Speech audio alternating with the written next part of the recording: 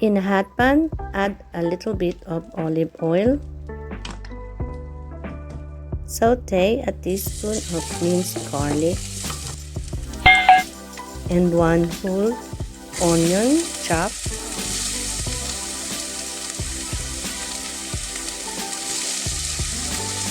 When the onion is soft, you can now add half a kilo of minced beef. Mix and then break the beef. Mix it once in a while until the beef changes in color. When the beef changes in color, make a well in the center and then add 1 tablespoon of flour and mix it to the beef.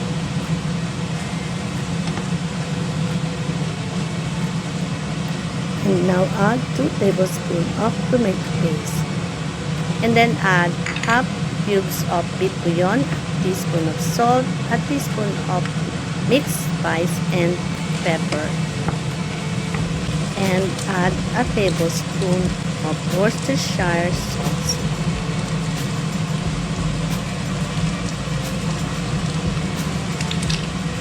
Mix it well and then add 2 medium diced carrots.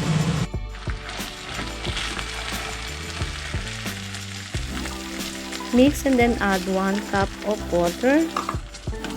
Bring it to a boil and then cover and simmer until the carrots are tender.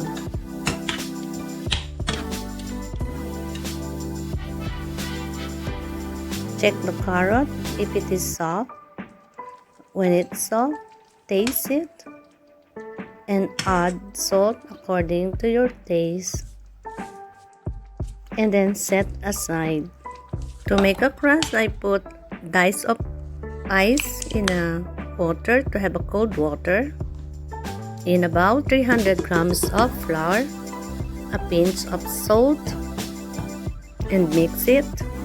Then add 75 grams of chilled lard and 75 grams chilled butter. Break it with your hands into the flour until blended. You can do this in a food processor if you have it, more easy and less messy.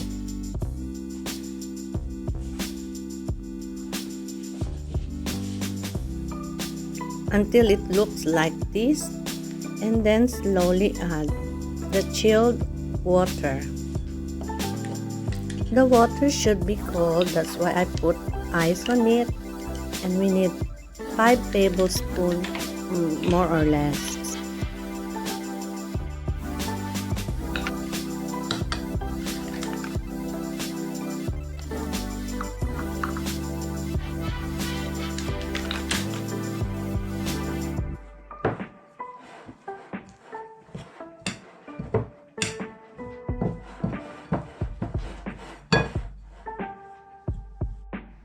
The mixture should be a bit wet and then move onto the table.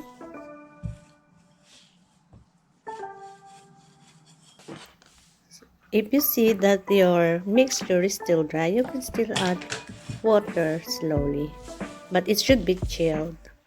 And then form it into a ball.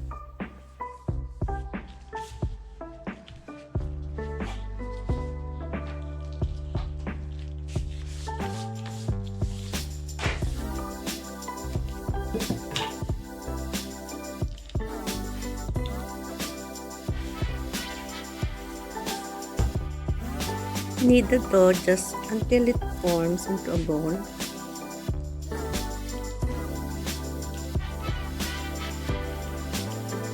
When it forms into a ball, cover it with cling wrap and then rest it inside the fridge for an hour. While the dough is resting inside the fridge, you can now prepare the baking pan that you're going to use. Grease it with lard. In my case, I used an individual heart-shaped baking pan.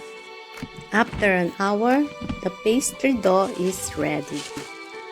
Put a little bit of flour on your working table and flatten the dough into 1/4 inch thick.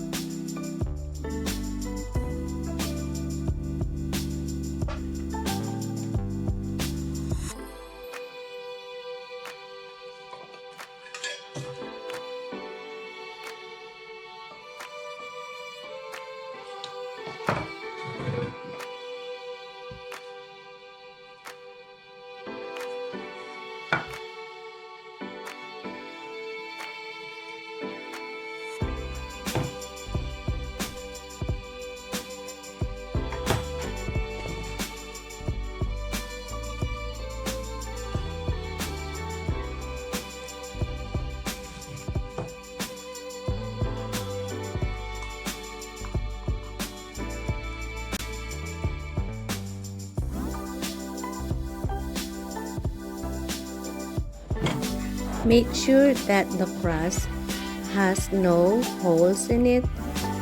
Make it sure it is sealed. And for the cover, I use a heart-shaped rolling pin to have a heart design. Then now, put the filling.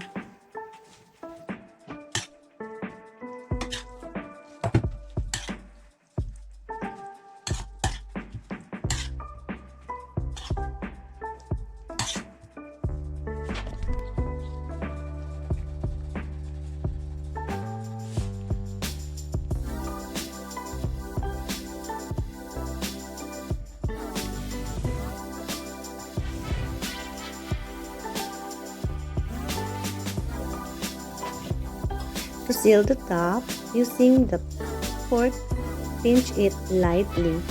Avoid breaking the crust.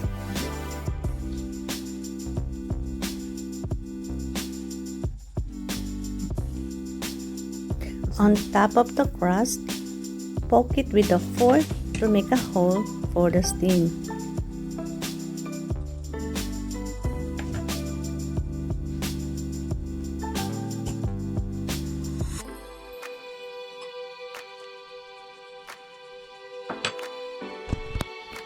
Brush the top with beaten egg.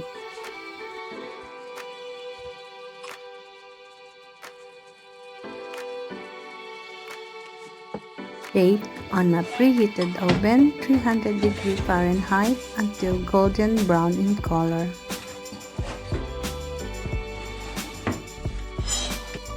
Like this.